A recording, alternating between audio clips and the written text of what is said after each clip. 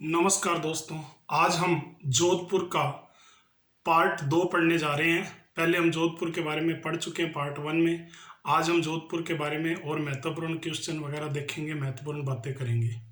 तो देखो दोस्तों, आज हम सबसे पहले जोधपुर में दर्शनीय स्थल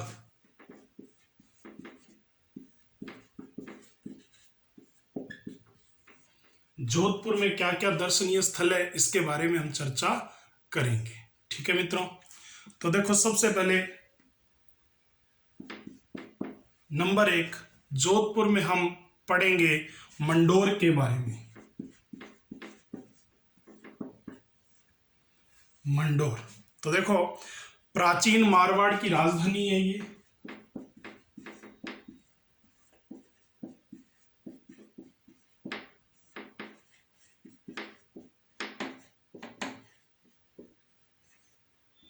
ये प्रश्न कई बार आता है, प्राचीन मारवाड़ की राजधानी है, तो उत्तर क्या है? मंडोर। ठीक है, अब देखो मंडोर का प्राचीन नाम क्या है, यानी कि मंडोर को पहले किस नाम से जाना जाता था? तो मंडोर का प्राचीन नाम मांडवपुर है। मांडवपुर ये मंडोर का प्राचीन नाम है। ठीक है मित्रों, अब देखो कि रावण की पटरानी, रावण के बारे में आपने सुना होगा। रावण की पटरानी जिसका नाम आपने सुना होगा मंदोदरी। मंदोदरी जो है वो यहीं की थी, मंदोदरी। इसीलिए रावण का ससुराल भी बोला जाता है जोधपुर मंडोर में, रावण का ससुराल। ठीक है मित्रों, मंडोर में स्थित इसके अलावा महाराजा अजीत सिंह की देवल भी यहां स्थित है। मंडोर में ही महाराजा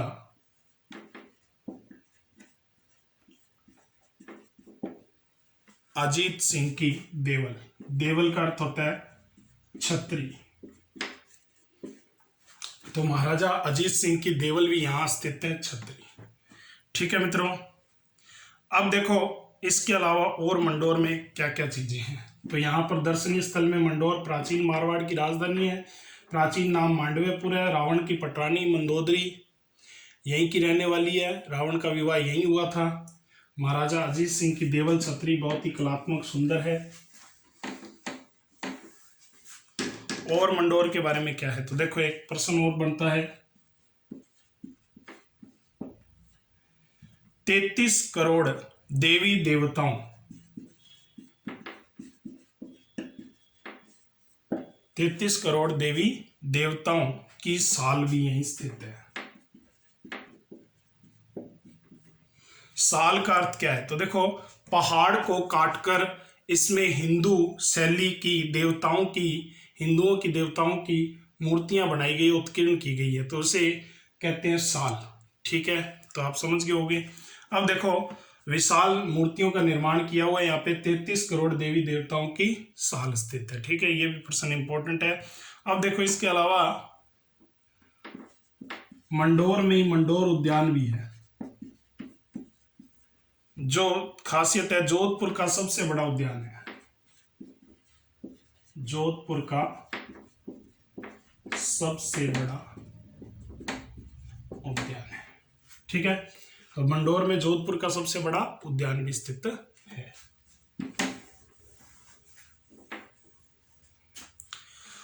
अब देखो मंडोर दुर्ग भी जोधपुर में ही है।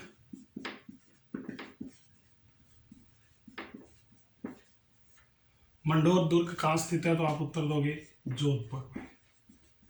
इसके निर्माता का पता नहीं चलता है, नाम वगैरह नहीं आता है, लेकिन इसकी एक खासियत है, इसमें बौद्ध शैली में बने स्तंभ के अवशेष मिले हैं। तो बौद्ध शैली में बने स्तंभों के क्या मिले हैं? अवशेष मिले हैं मंडोर दुर्ग में। ठीक है मित्रों, तो ये भी ध्यान रखना। अब देखो इसके अलावा जोधपुर में ये प्रश्न कई पेपरों में आया हुआ है, एक थंबा महल। जोधपुर में एक थंबा महल बना हुआ है, जिसका एक और नाम बोलते हैं पहरी मीनार भी इसी को कहते हैं। पहरी मीनार भी इसी को कहते हैं। तो एक थंबा महल पहरी मीनार कहाँ स्थित है? जोधपुर में स्थित है। ठीक है मित्रों, अब देखो यह महाराजा अजीत सिंह के शासनकाल में इसका निर्माण हुआ था। तो आपसे पूछ सकते हैं कि इसका निर्माण किसके काल में हुआ? तो महाराजा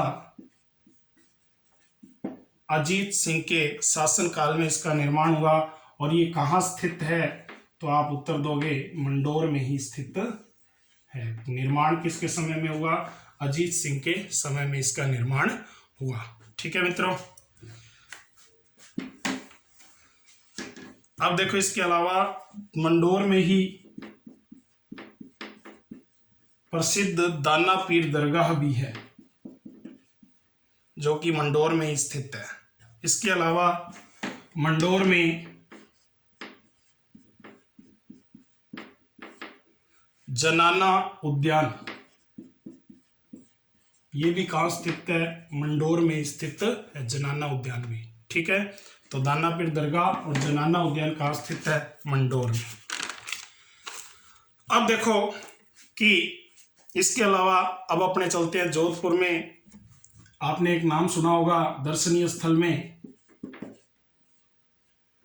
जसवंत थड़ा। ये भी पेपरों में बहुत बार प्रश्न पूछा जाता है। तो देखो यह जो जसवंत थड़ा है, यह जसवंत सिंह द्वितीय, जसवंत सिंह सेकंड, जसवंत सिंह द्वितीय की याद में महाराजा सरदार सिंह द्वारा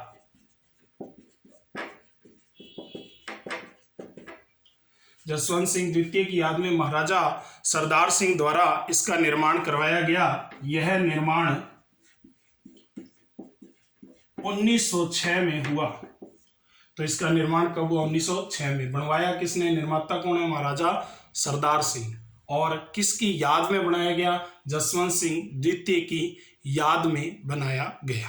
ठीक है, अब देखो इसका जो पेपरों में बहुत बार प्रश्न पूछा जाता है वो इंपॉर्टेंट है, तो ध्यान से देखिए। इसे मारवाड़ का ताजमहल भी कहते हैं। ठीक है, या इसका दूसरा प्रश्न भी बन सकता है, राजस्थान का ताजमहल।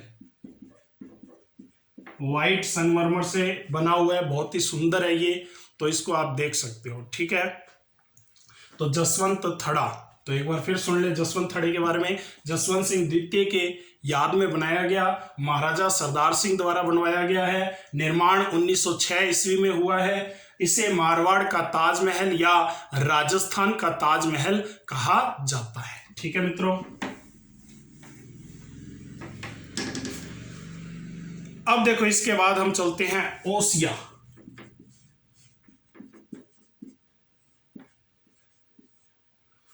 ओसिया जो है ये अपने मंदिरों के लिए प्रसिद्ध है। तो देखते हैं इसके बाद ओसिया का प्राचीन नाम।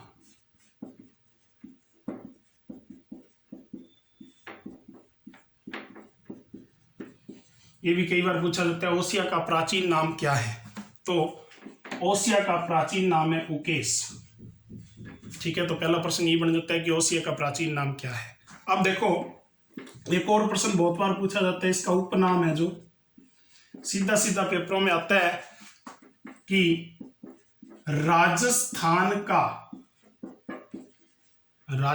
का भुवनेश्वर किसे कहते? तो राजस्थान का भुवनेश्वर, तो ये उपनाम है ओसिया का। ठीक है, अब इसके अलावा ओसिया के अंदर ही सचिया माता का प्रसिद्ध मंदिर है। ठीक है मित्रों, बहुत सारे मंदिर बने हुए हैं यहाँ पे, तो ये सचिया माता का प्रसिद्ध मंदिर है। और इसके ऊपर भी प्रश्न आता है, ओसवाल समाज की कुल देवी है। ओसवाल समाज की कुल देवी कौन है? तो ये प्रश्न कई बार पूछा जाता है। तो ओसवाल समाज की कुल देवी है सचिया माता, या सचियाई माता भी बोल देते हैं। अब देखो, इसके अलावा ओसिया में एक प्रसिद्ध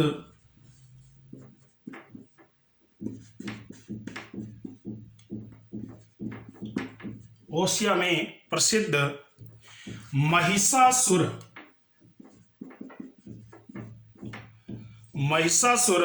मर्दिनी,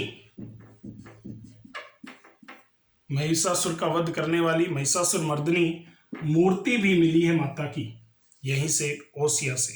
ठीक है, ये भी प्रसिद्ध है।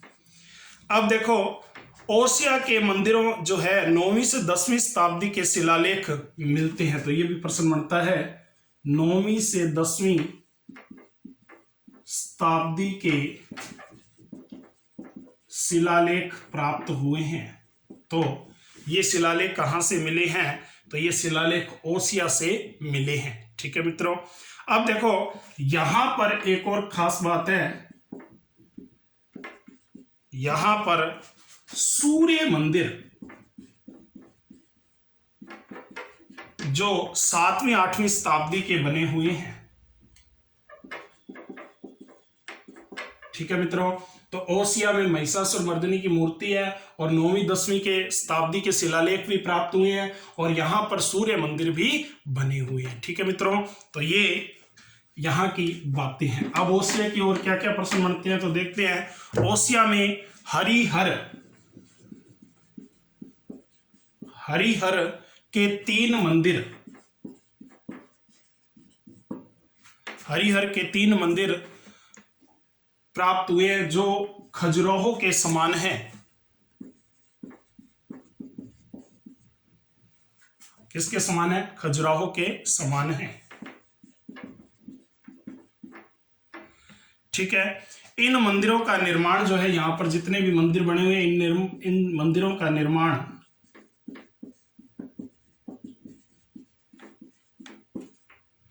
गुर्जर प्रतिहार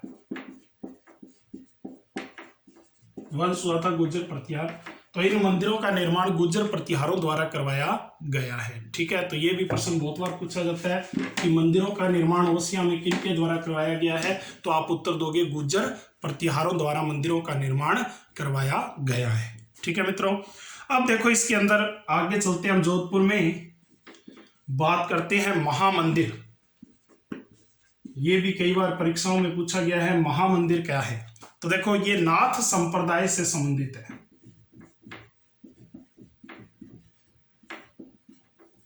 नाथ संप्रदाय। ठीक है, तो नाथ 9 हुए हैं, 9 नाथ संप्रदाय। आपने नाम भी सुना होगा, नाथ संप्रदाय। सबसे पहले भगवान शिव से इनकी उत्पत्ति मानी जाती है, नाथ संप्रदायों की। तो देखो कि नाथ संप्रदाय जो है, ये यहां पर महाराजा मान सिंह द्वारा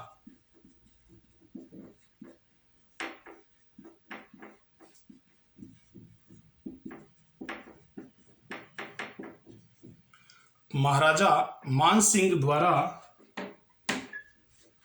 84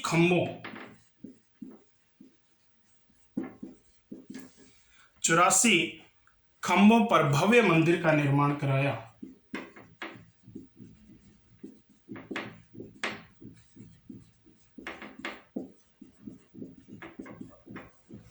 चौरासी खंभों पर भव्य मंदिर का निर्माण करवाया। किसके द्वारा? महाराजा मान सिंह द्वारा। ठीक है मित्रों, अब देखो यहां पर जो नाथ संप्रदाय है, नाथ संप्रदाय में भी यहां पर कौन से नाथ संप्रदाय की प्रमुख केंद्र है? तो ये भी प्रश्न पूछा जाए तो आप उत्तर दे सकते हो कि माननाथी संप्रदाय से संबंधित है ये। तो ये ध्यान रखना, माननाथी संप्रदाय से संबंधित है। महामंदिर महाराजा मान सिंह द्वारा बनवाया गया है। ठीक। ठीक है। हठ योग वगैरह आपने सुना होगा नाथ संप्रदाय में, और मच्छंद्र नाथ का नाम सुना होगा, और गोरखनाथ का नाम प्रसिद्ध सुना होगा। तो ये वही नाथ संप्रदाय है। अब देखो इसके बाद आई माता के मंदिर की बात करते हैं। आई माता, ठीक है। तो देखो आई माता का मंदिर बिलाड़ा जोधपुर में स्थित है। तो आपसे पूछ सकते हैं, कई बार पूछ लेते हैं कि आई माता का मंदिर कहाँ स्थित है, तो बिलाड़ा में है, ठीक है। अब देखो कि आई माता को दुर्गा माता का अवतार कहा जाता है। आई माता को क्या कहते हैं? दुर्गा का अवतार, ठीक है। अब देखो इस मंदिर की विशेष बात क्या है, ये इंपॉर्टेंट याद रखनी है अपने को, विशेष बात। तो इसकी विशेष बात क्या है? इस मंदिर में क्या खासियत है? इस मंदिर के अंदर एक दीपक है, और दीपक की ज्योति से केसर हमेशा टपकती रहती है। ये इस मंदिर की खासियत है। इस मंदिर में तो दीपक की ज्योति से केसर हमेशा टपकती रहती है। तो ये बहुत बड़ी बात है, ठीक है। अब देखो इसके अलावा आई माता जो है वो सिरवी जाति की जो क्षत्रिय है, सिरवी जाति के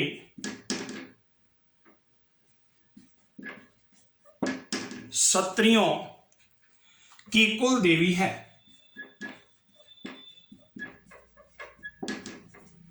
सिरवी जाति के क्षत्रियों की कुल देवी कौन है? आई माता है, ठीक है। अब देखो माता के मंदिर को दरगाह भी कहते हैं। दरगाह, माता के मंदिर को क्या कहते हैं?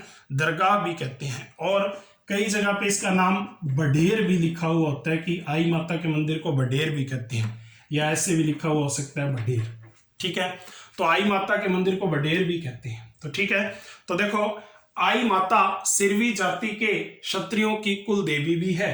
आई माता का मंदिर कहाँ स्थित है? बिलाड़ा जोधपुर में आई माता का मंदिर स्थित है। इन्हें दुर्गा का अवतार कहा जाता है। और इस मंदिर में खासियत है दीपक की ज्योति से केसर टपकती रहती है। और आई माता के मंदिर को दरगाह या बडेर भी कहते हैं। ठीक है मित्रों, तो ये आई माता के बारे में प्रमुख प्रश्न हो गए।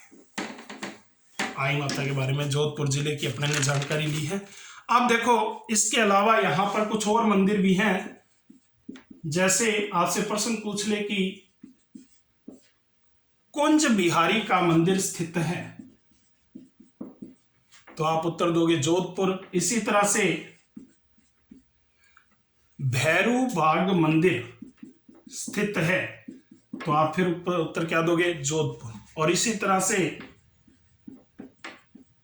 राज रणछोड़ जी का मंदिर, तो ये भी जोधपुर में है। तो तीनों मंदिर कहाँ हैं? जोधपुर में। ठीक है, तो इस तरह से ये भी मंदिर है। अब देखो इसके बाद अपने बात करते हैं, बहुत ही भवन बहुत सुंदर बना हुआ है, उम्मेद भवन। इसके ऊपर भी परीक्षाओं में बहुत सारे प्रश्न पूछे जाते हैं। तो उम्मेद भवन के बारे में सबसे पहला प्रश्न ये बनता है कि इसका निर्माण कब किया गया, किसने किया? तो देखो कि इसका निर्माण 1928 से 1940 के मध्य ये बनकर तैयार हुआ। ठीक है मित्रों, तो पहला प्रश्न बन गया उम्मेद भवन का निर्माण 1928 से 1940 में बना। दूसरा, इसके निर्माता कौन है? तो इसका निर्माण जैसा कि नाम से पता लग रहा है उम्मेद भवन महाराजा उम्मेद सिंह ने करवाया। ठीक है, अब देखो कि इसका दूसरा नाम छीतर पैलेस भी है, क्योंकि ये छीतर पत्थरों से बना हुआ है, इसलिए इसका नाम क्या बन गया? छीतर पैलेस। अब देखो यह जो भवन है ये अकाल राहत कार्यों के दौरान बनाया गया था? यह भी प्रश्न पूछा जाता है कि अकाल राहत कार्य के दौरान बनाया गया। अब देखो, इस जो छितर पैलेस या उमेद भवन है, इसको 3 भागों में बांटा गया है। इसके एक भाग में घड़ियों का विशाल संग्रहालय है। एक भाग में क्या है? जोधपुर में घड़ियों का विशाल संग्रहालय है। ठीक है, एक भाग में घड़ियों का क्या है? विशाल संग्रहालय है। दूसरे भाग में 5 सितारा होटल है।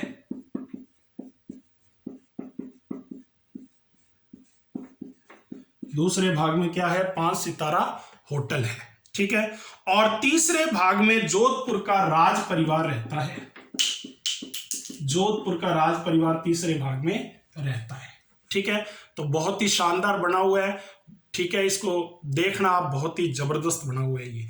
और यह इसकी एक प्रश्न भी बढ़ता है कि विश्व का सबसे बड़ा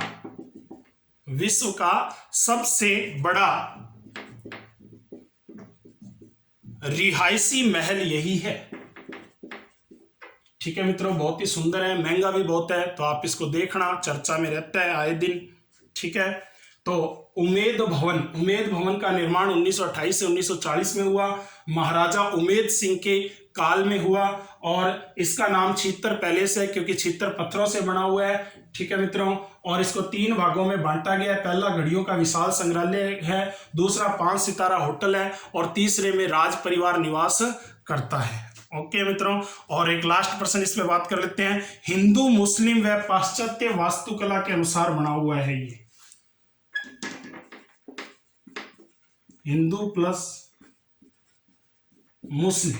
ठीक है, हिंदू प्लस मुस्लिम प्लस पाश्चात्य, इन तीनों शैलियों में मिलकर बना है। ठीक है मित्रों, तो इसका मिश्रण है, हिंदू मुस्लिम प्लस पाश्चात्य शैली में मिलकर बना है।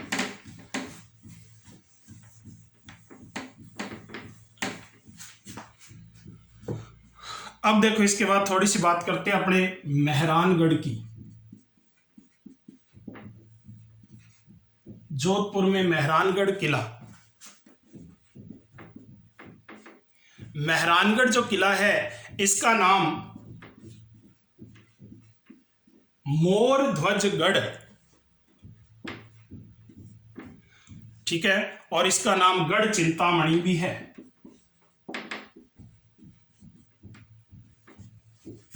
ठीक है, इसका निर्माण सन 1459 में हुआ था और राव जोधा द्वारा करवाया गया था। ठीक है मित्रों, अब देखो कि ये जो गढ़ है, ये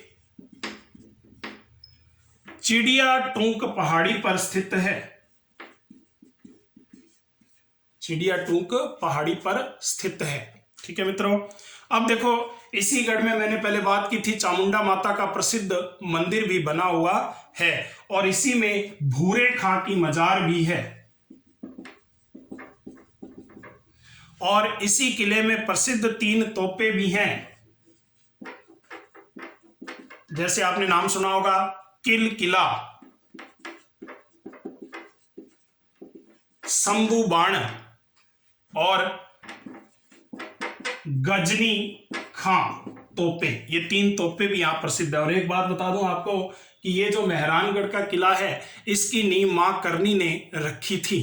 तो ये भी आपसे प्रश्न पूछा जा सकता है। बाकी अपने जब दुर्ग का टॉपिक पढ़ेंगे, उस दुर्ग की टॉपिक में मेहरानगढ़ किले के बारे में विस्तार से चर्चा करेंगे। काफी लंबा किला बनेगा ये, तो समय लगेगा इसको पढ़ाने में। ठीक है, अभी हम जोधपुर जिला पढ़ रहे हैं, तो उस आधार पे थोड़ा सा किले के बारे में भी बातचीत कर ली है।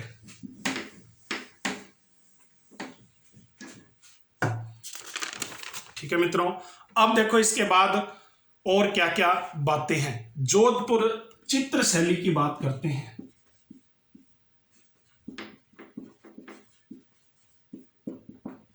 जोधपुर चित्र शैली, तो देखो, जोधपुर चित्र शैली का सर्वाधिक विकास मालदेव के समय हुआ। शासक थे महाराजा मालदेव। तो किसके समय हुआ सर्वाधिक विकास अगर आपसे पूछ ले तो सर्वाधिक विकास महाराजा मालदेव के समय हुआ था। ठीक है, अब देखो इस शैली की खास विशेषता क्या है। इस शैली में रेत के टीले मिलते हैं, जैसा जहां का स्थान होगा वैसी ही चीजें मिलेंगी। तो आपको पता है जोधपुर में रेत के बड़े बड़े टीले मिलते हैं, तो जोधपुर में रेत के टीले मिलते हैं यहाँ पे। ठीक है, छोटी छोटी झाड़ियां मिलती हैं, छोटी छोटी झाड़ियां मिलती हैं, ऊंट मिलते हैं, कोए, ठीक है, घोड़े, इस तरह के इसमें चित्र दर्शाई गई हैं। ठीक है, तो आप देख सकते हो कि जोधपुर चित्र शैली की विशेष बात क्या है। अब देखो इसके अलावा जोधपुर में हवेलियां भी प्रसिद्ध हैं। हवेलियां कौन कौन सी है जोधपुर पे? तो सबसे पहले है नंबर 1 लालचंद डड्डा की हवेली। ठीक है, इसके अलावा पोकरण हवेली। जोधपुर में हवेलियों की बात कर रहे हैं, पोकरण हवेली। तीसरी है आसोप हवेली। ठीक है मित्रों, चौथी है राखी व पाल हवेली। ठीक है, और एक और है बड़े मियां की हवेली। तो इस तरह से जोधपुर में प्रमुख हवेलियां हैं। नंबर 1 है लालचंद डड्डा की हवेली, नंबर 2 पोकरण हवेली, नंबर 3 आसोप हवेली, नंबर 4 राखी व पाल हवेली और नंबर 5 बड़े मियां की हवेली। ठीक है, तो ये हवेलियां जोधपुर में प्रसिद्ध है। अब देखो एक और प्रश्न पेपरों में आता है, मारवाड़ का राष्ट्रगान किसे कहते हैं? तो ये आपने कई बार सुना होगा, धूसो मारवाड़ का राष्ट्रगान कहा जाता है। ठीक है भी,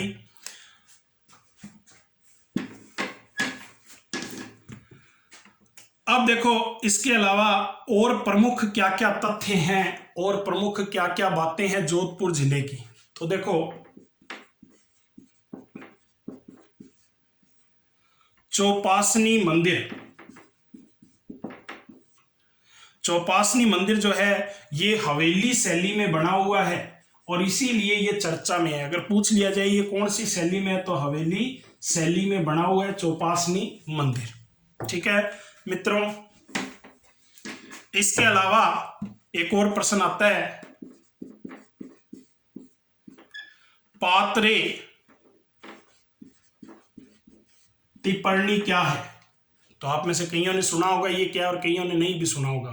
तो पात्रे टिप्पणी, तो ये श्वेतांबर जैन साधुओं संतों के प्रयोग में आने वाले लकड़ी के पात्र हैं जो जोधपुर के पिपाड़ में बनते हैं। तो लकड़ी के पात्र बनते कहाँ हैं? जोधपुर में, पिपाड़ में। ठीक है, तो पूछ सकते हैं पात्र ने टिप्पणी क्या है? लकड़ी के पात्र विशेष प्रकार के। अब देखो इसके अलावा बहुत ही प्रसिद्ध क्वेश्चन आता है, बादला क्या है? बादला क्या है? तो जोधपुर में आपने ये बहुत बार सुना भी होगा, पेपरों में बहुत बार आया हुआ है कि बादला क्या है। तो देखो कि बादला जो है ये जोधपुर में पानी ठंडा रखने हेतु बनाए गए जिंक के पात्र हैं। इनमें पानी क्या रहता है? ठंडा रहता है और ये जोधपुर में ही बनते हैं, खासियत है जोधपुर की। और इसके ऊपर कलात्मक कपड़ा भी यानी कि डाल के इसको ढक दिया जाता है। ठीक है, कपड़े का आवरण चढ़ा दिया जाता है, आप ये कह सकते हो, आवरण चारों तरफ से ढक दिया जाता है कपड़े से और इसमें पानी ठंडा रहता है। ठीक है, तो बादला क्या है? एक पात्र है जिंक का बना हुआ, पानी ठंडा करने के लिए। विशेष रूप से कहाँ बनता है? जोधपुर में, जोधपुर का ही प्रसिद्ध है। अब देखो इसके अलावा जोधपुर में एक अजीत भवन भी आपने नाम सुना होगा। यह देश का प्रथम हेरिटेज होटल है। यह देश का प्रथम हेरिटेज होटल है। ठीक है मित्रों, हेरिटेज का मतलब है विरासत होटल। पर्यटन आते हैं यहाँ पे। अब देखो इसके अलावा और जोधपुर में क्या क्या है, तो जैसे आपने सुना होगा गमता गाजी की मीनार भी जोधपुर में प्रसिद्ध है। गमता गाजी की मीनार। इसी तरह से गुलाब खां का मकबरा, यह भी जोधपुर में प्रसिद्ध है। ठीक है, इसी तरह से जोधपुर में गुल कालू दान की मीनार भी प्रसिद्ध है। तो इस तरह से ये जोधपुर में प्रसिद्ध है गमता गाजी गुलाब खां की मीनार। अब देखो इसके अलावा जोधपुर में आपने एक नाम सुना होगा माचिया दुर्ग।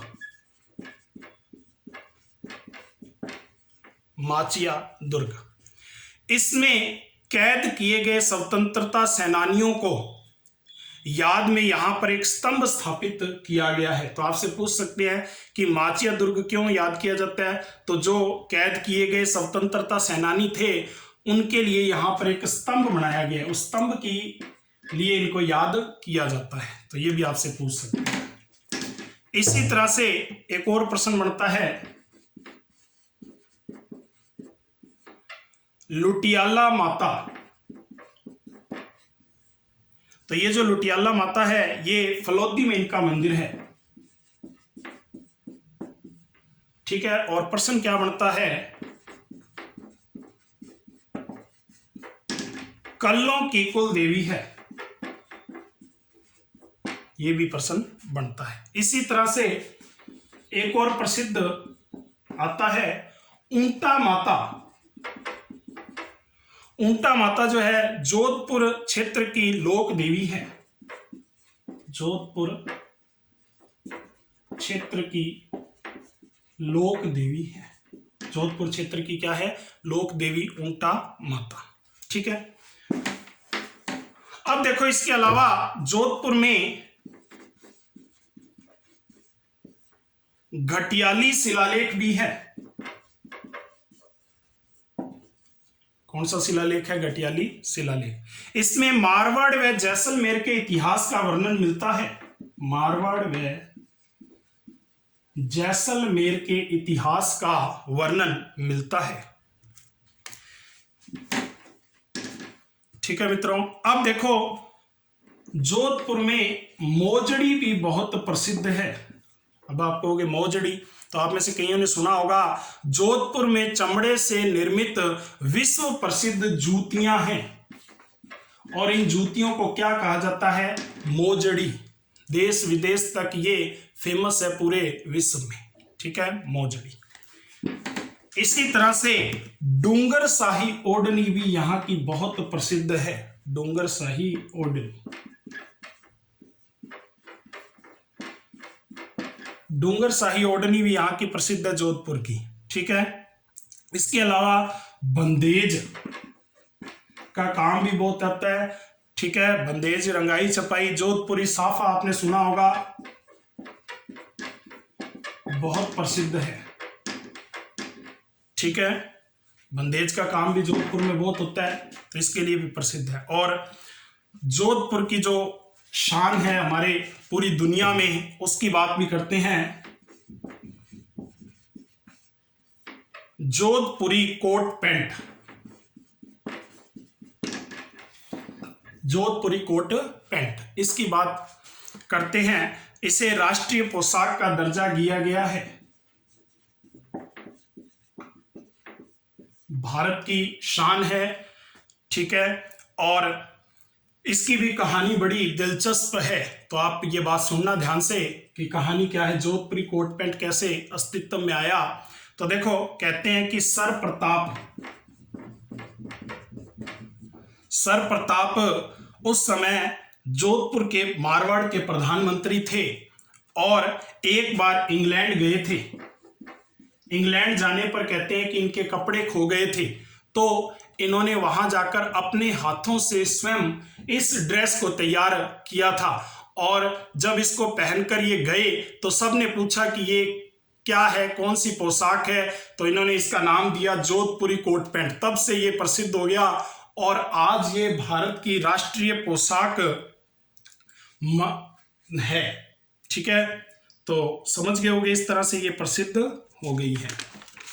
अब देखो कि इसके अलावा जोधपुर में राजस्थान संगीत नाटक अकादमी भी स्थित है। राजस्थान संगीत नाटक अकादमी 1957 में जोधपुर में स्थापित की गई थी। ठीक है मित्रों, अब देखो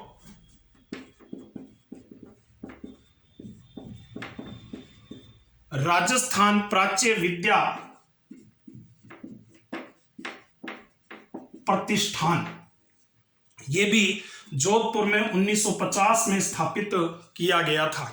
ठीक है, देश का सबसे बड़ा पांडुलिपि भंडार गृह यही है। अब आप कहोगे सर पांडुलिपि, पांडुलिपि का मतलब होता है जो हाथ से लिखी गई है उसे पांडुलिपि भंडार गृह कहते हैं। ठीक है, इसके अलावा आपने एक नाम सुना होगा मथानिया। जोधपुर मिर्च उत्पादन हेतु प्रसिद्ध है। मिर्च के उत्पादन के लिए प्रसिद्ध है मथानिया। ये भी प्रश्न कई बार आता है जोधपुर में। इसी तरह से एक और प्रश्न आता है, राज्य की पहली जीरा मंडी। तो राज्य की पहली जीरा मंडी भदवासिया जोधपुर में स्थित है। भदवासिया जोधपुर में। ठीक है, इसी तरह से आपने नाम सुना होगा काजरी। काजरी केंद्रीय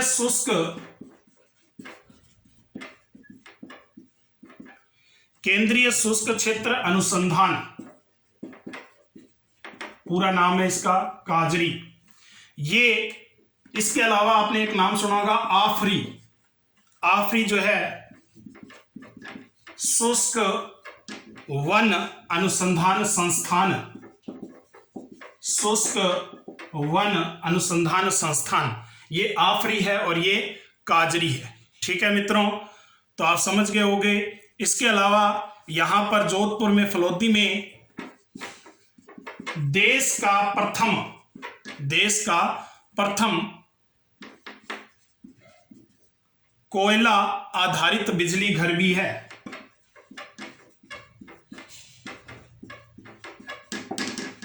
बिजली घर भी है, बाप में स्थित है ये, बाप जोधपुर में। ठीक है, तो इस तरह से ये प्रमुख जोधपुर की बातें हैं। इसके अलावा भी जोधपुर में अभी प्रमुख व्यक्तित्व की बातें और करेंगे आगे। ठीक है मित्रों, तो आप इस वीडियो को देखते रहें, लाइक और शेयर करें अगर आपको ये पसंद आए, और मेरे इस चैनल को सब्सक्राइब कर लें ताकि आपके पास नोटिफिकेशन पहुंचता रहे। ठीक है मित्रों, धन्यवाद।